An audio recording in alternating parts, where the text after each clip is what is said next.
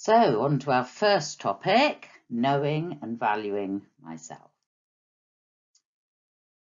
We know that in order to value themselves, children need to have the experience of being valued by other people.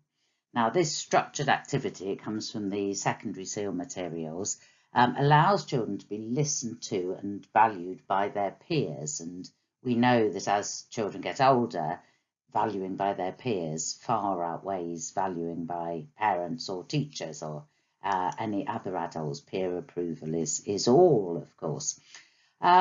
So this is a good one to use in Year 7 to support children in getting to know each other and feeling valued. It's, I think, interesting, you know, when we allow children to do this, because I'm thinking about a young person that I met in Year 8 as a psychologist, and when just through talking to him, it turned out he was a champion beekeeper. And when I spoke to staff, that nobody had any idea that this was what he did out of school. So it's a really good opportunity for everybody in school to get to know, you know, what people do in and outside of school. So it's quite nice to have a sort of hall of fame celebrating the gifts and talents of everybody in the group. In terms of Welsh, the Welsh context, of course, the area of learning and experience relating to knowing and valuing myself, most of the progression steps come under What Matters Statement 2. And of course, in the SEAL materials, there's a similar progression of learning steps, which go up, green, of course, being Year 5 and 6. And that continues through the secondary materials in Year 7, 8 and 9. In Year 1, the assembly story is built on. So the assembly story centres around 3 main characters and a human. The 3 characters are Mouse, who represents kind of timidity and passivity, Lion, who represents aggression, and Fox, who's kind of whiny and manipulative and a bit sneaky. In the story, Mouse doesn't recognise her gifts and talents. She feels quite inferior to all the other characters, but throughout the story, she comes to value herself a little more.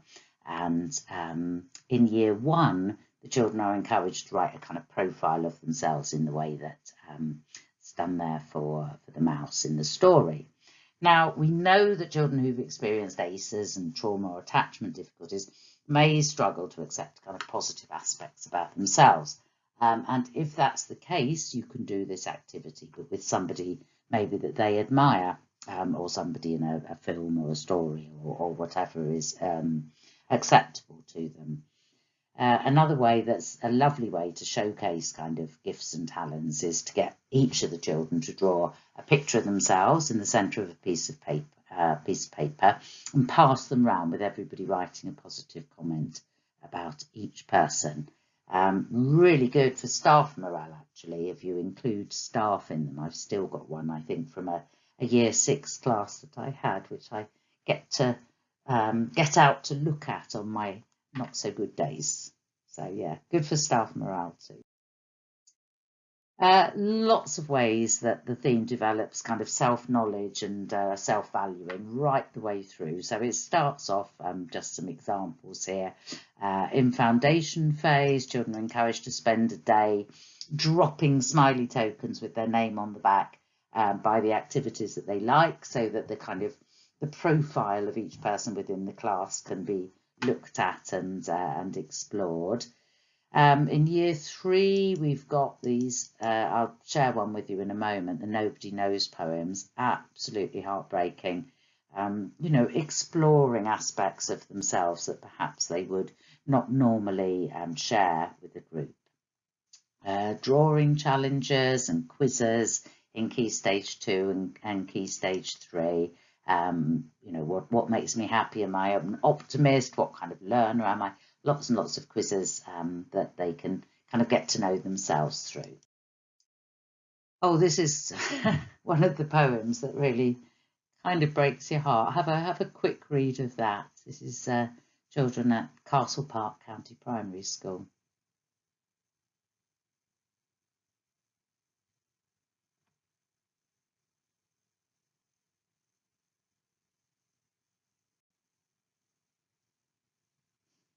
really beautiful poem, and it's extraordinary what does come out in terms of getting to know themselves and also getting to know each other.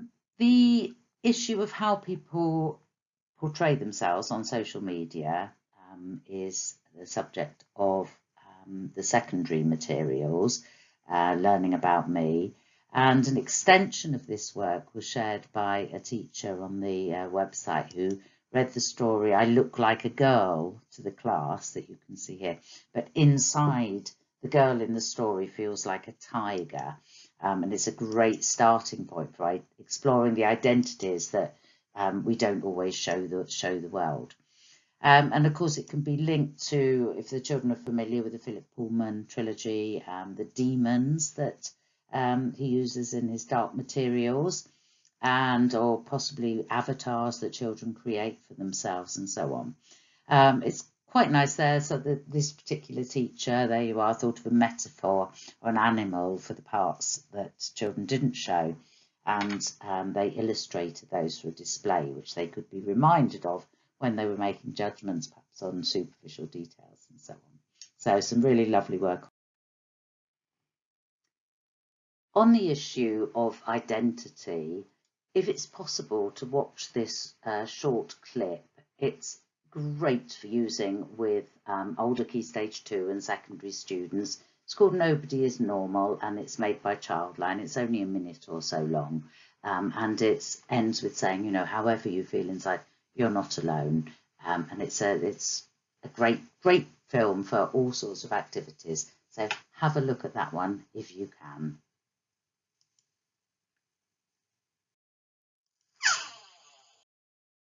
Another lovely activity here, Proud Clouds, where children just write down the answers to these questions on clouds, and again a lovely display can be made in the classroom as a result of this activity. People.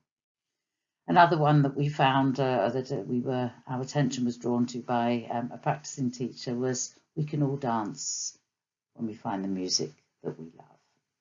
It's about a giraffe who can't dance, and there's just a beautiful link there that you can access on the web. So in terms of keeping the learning alive that we talked about, the class feedback strategies are obvious ways of doing this, because we do that all the time. And the 2 stars and a wish idea, I think, is a really good one for this. So I really liked the way you did this. It's building that self-esteem and that kind of personal profile all the time. And then, adding a little bit of how do you feel about adding. There's just some nice activities and wordings there that I particularly liked. This is a lovely one, Super Skills, just keeping some cards, make these cards, of different qualities and so on, just giving them out to children to help them to get to know them, their qualities, their skills and qualities, their gifts and talents, and, having a physical reminder of that, and perhaps counting them up or looking at them at the end of a day or of a week or whatever. So just another way that we can develop self-knowledge and self-valuing. Posters, of course, this is from secondary school, ways to feel good about yourself, and children develop these in art.